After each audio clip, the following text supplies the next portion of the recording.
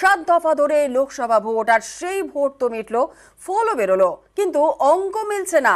দিল্লির মসনদে শেষমেশ কে বসবেন তা নিয়ে নানান জল্পনা। সবার নজর নীতিশ কুমার এবং চন্দ্রবাবু নাইডুর দিকে। আর মৌকা বুঝে চৌকা হাঁকালেন মমতা বন্দ্যোপাধ্যায়। নাম না করে দিলেন বার্তা।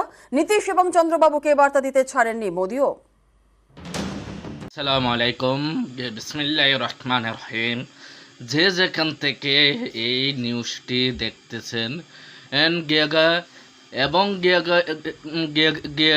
ইন্ডিয়া নির্বাচনে মোদি কিতা ক্ষমতায় যাইতে পারবে কি না, এই নিয়ে পশ্চিমবঙ্গের মমতা ব্যানার্জি কি বলল এবং মোদি কয়টি আসন পেল এবং 300 আসনের থেকেও কম পেয়েছে।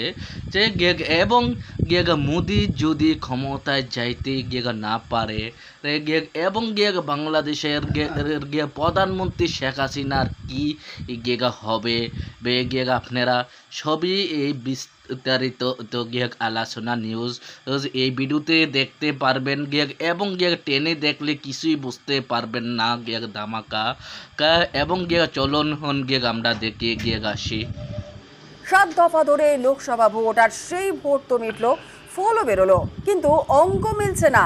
দিল্লির মসনদে শেষমেশ কে বসবেন তা নিয়ে নানান জল্পনা। সবার নজর নীতিশ কুমার এবং চন্দ্রবাবু নাইডুর দিকে। আর মৌকা বুঝে চৌকা হাঁকালেন মমতা বন্দ্যোপাধ্যায়। নাম না করে দিলেন বার্তা। নীতিশ এবং চন্দ্রবাবুকে বার্তা দিতে ছাড়েননি মোদিও। নেহরুর রেকর্ড ছবেন মোদি, কেন্দ্রের সরকার গড়বে বিরোধীরা।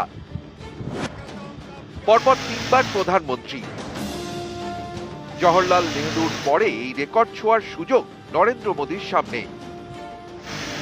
যদিও এবার তিনি ম্যাজিক ফিগার ছুঁতে পারেননি, তার আব কি বার 400 পারের স্লোগানও জোর ধাক্কা খেয়েছে। এনডিএ 300 টপকাতে পারেনি।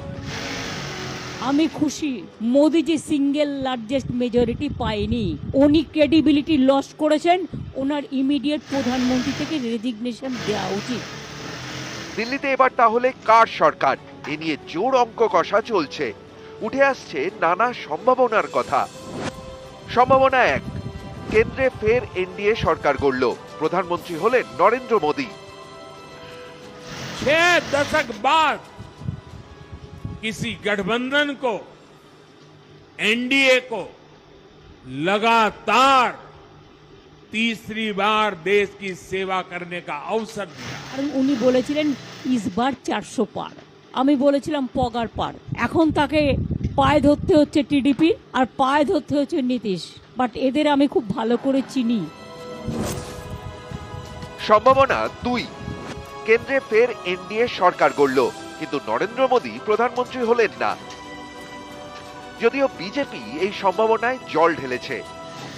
प्रधानमंत्री मोदी जी की नीतियों को फिर से 2024 में आशीर्वाद देते हुए इस ऐतिहासिक घड़ी को हम देख रहे हैं, जब प्रधानमंत्री मोदी जी तीसरी बार लगातार प्रधानमंत्री बन रहे हैं।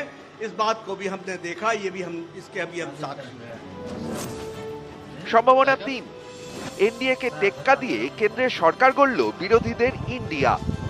এর জন্য সবার নজর এখন বিহার এবং অন্ধ্রে নীতিশ কুমারের জেডিইউ এবং তেলুগু দেশম পার্টির চন্দ্রবাবু নাইডুর দিকে।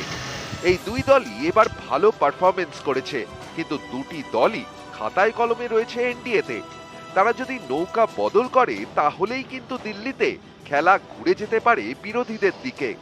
এই মৌকা বুঝে চৌকা মেরেছেন মমতা, নাম না করে নীতিশ ও চন্দ্রবাবুকে দিয়েছেন বার্তা।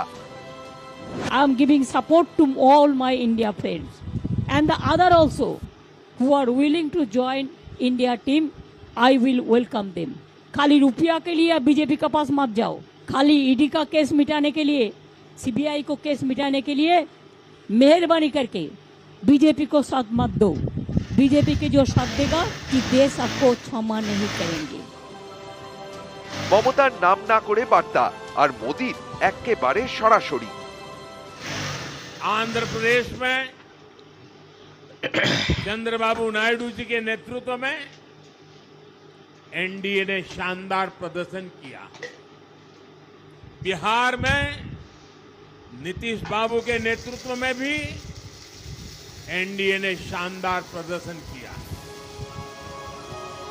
শেষমেশ তাহলে দিল্লিতে কি হবে? নেহরুর রেকর্ড ছোবেন মোদি, নাকি খেলা ঘুরে যাবে? ভোট মিটলেও অঙ্ক কিন্তু চলছে। আসসালামু আলাইকুম বাংলা। দর্শক মন্ডলে আপনারা সবই দেখছেন, সবই শুনেছেন। মোদি কিটা ক্ষমতায় যাইতে পারবে কি না, এবং মোদি ক্ষমতায় যাওয়ার জন্য পুজো করেছে। মোদি পূজার মধ্যে বলল, হায় রাম হায় ভগবান, নির্বাচনকে যেন আমি জয়যুক্ত হইতে পারি। এবং মোদি যদি ক্ষমতায় যেতে না পারে, প্রধানমন্ত্রী শেখ হাসিনার কি হবে আপনারা একটু ভেবেছেন? আপনারা বিস্তারিত মতামতগুলা মেসেজের মাধ্যমে জানিয়ে দেবেন।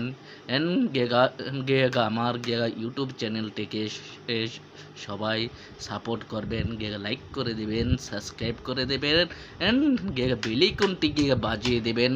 প্রতিদিন নিত্য নতুন ভিডিও আপনারা পেতে থাকবেন।